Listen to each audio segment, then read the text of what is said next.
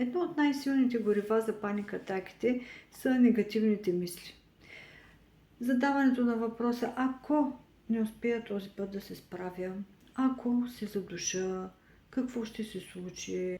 През 10-те години, които минах в почти постоянна тревожност и доста чести паникатаки, непрекъснато бях заливана от такъв тип мисли.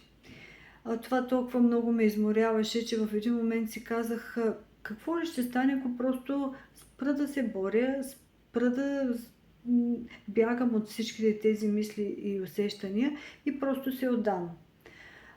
Когато разбрах, че наистина има такъв доказан метод за справяне на този проблем чрез отдаване, аз веднага реших да го изпробвам. И знаете ли какво? Всеки път, когато идваше мисъл: ами какво ли ще стане ако? Аз си казвах: ами хайде, дай да видим какво ще стане.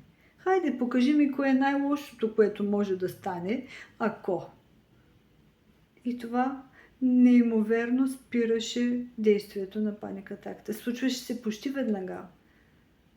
След това пак се появяваше и аз пак казвах: ами какво ли ще стане, ако този път не проработи? Веднага друга мисъл: хайде, давай, унищожи ме. На какво си способен? И паникатаката губеше своята сила.